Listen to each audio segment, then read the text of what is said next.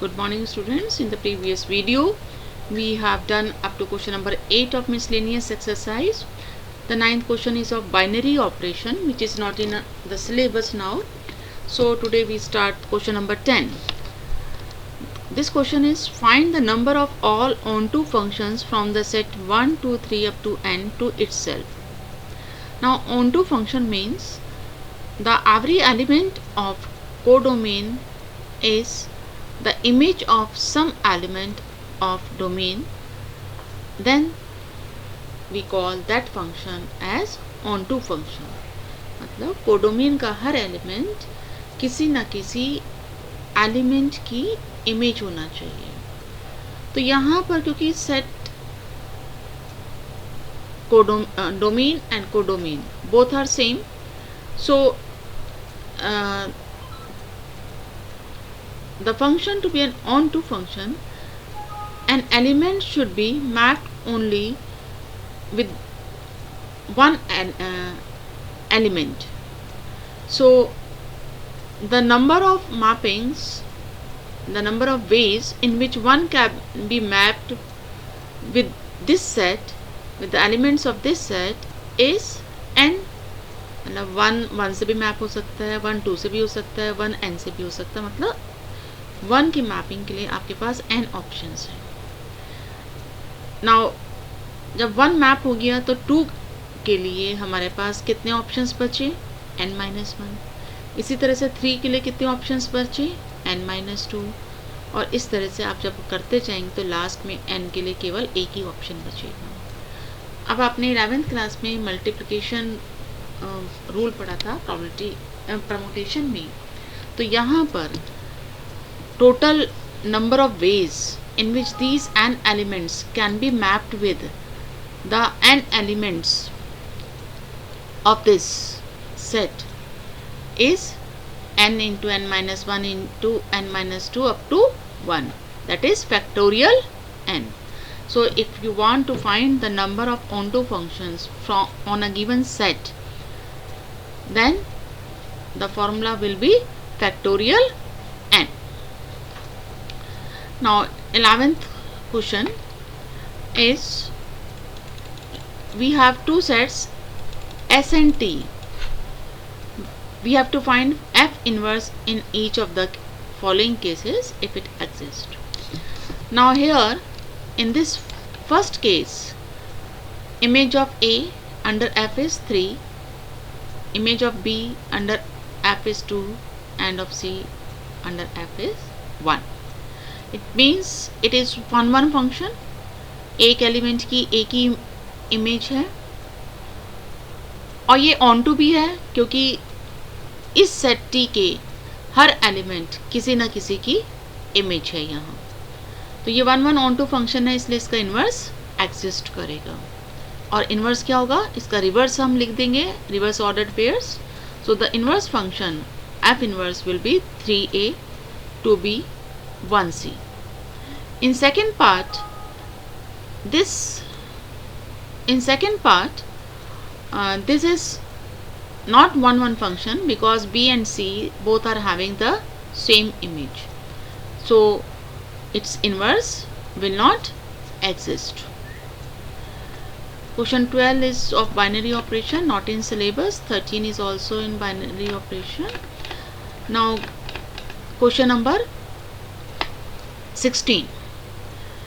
A set is 1, 2, 3 and we have to find the number of relations containing 1, 2 and 1, 3 which are reflexive and symmetric but not transitive. हमें बताना है कि ऐसे कितने relations होंगे जिसमें 1, 2 और 1, 3 ऑर्डर्ड पेयर हो और वो रिलेशन रिफ्लेक्सिव भी हो, सिमेट्रिक भी हो पर ट्रांजिटिव ना हो. अब रिफ्लेक्सिव रिलेशन के लिए गिवन सेट का हर एलिमेंट अपने आप से रिलेटेड होना चाहिए. तो अगर हमें इस रिलेशन को रिफ्लेक्सिव बनाना है तो उसमें 1-1 2-2 3-3 ऑर्डर्ड पेयर भी होना चाहिए. इसके साथ ही क्योंकि वो रिलेशन सिमेट्रिक भी बनाना है हमें, तो अगर 1-2 है तो 2-1 ऑर्डर्ड पेयर भी उसमें इंक्लूड करना पड़ेगा.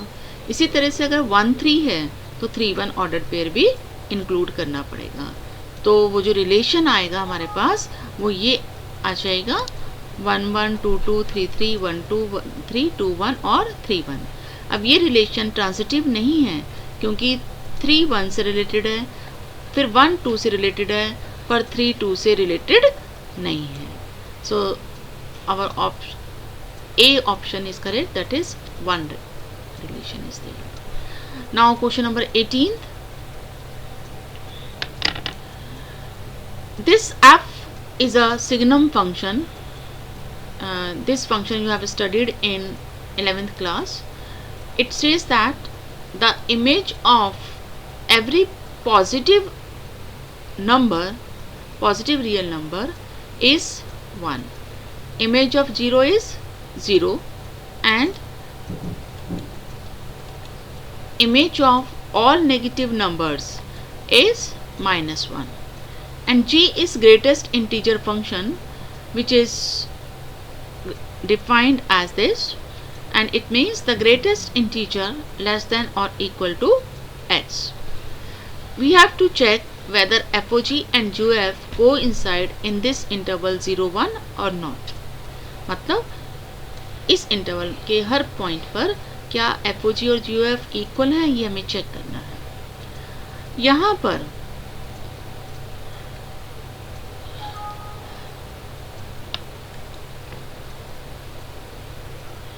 FOG x will be f of gx. अब gx is greatest integer x, क्योंकि हमें इंटरवल 0 1 पे चेक करना था, तो 1 पर इस ग्रेटेस्ट इंटीजर फंक्शन की वैल्यू 1 होती है, लेकिन 1 के अलावा अगर हम ओपन इंटरवल 0 1 लेंगे तो इस ग्रेटेस्ट इंटीजर फंक्शन की वैल्यू क्या है, 0 है। तो इसलिए अब हम इसको दो पार्ट्स में डिवाइड करेंगे। अगर x 1 है तब ये यहाँ पर f of greatest integer x क्या बन गया, f ऑफ 1 बन गया, और f1 हमें गिवन था 1। इसी अब अगर x 0 1 ओपन इंटरवल को बिलोंग करेगा तो gx की वैल्यू क्या हो जाएगी, 0। मीन्स इस ग्रेटेस्ट इंटीजर x की वैल्यू हो गई 0 and f0 is 0, so this becomes 0 if x belongs to open interval 0 1. Now g composition fx will be g of fx.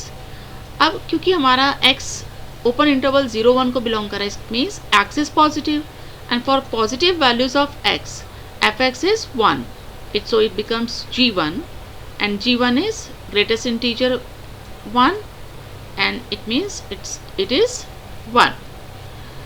Now it means only at x equal to 1 the values of FOG and of the values of the function composition function FOG and GOF are same.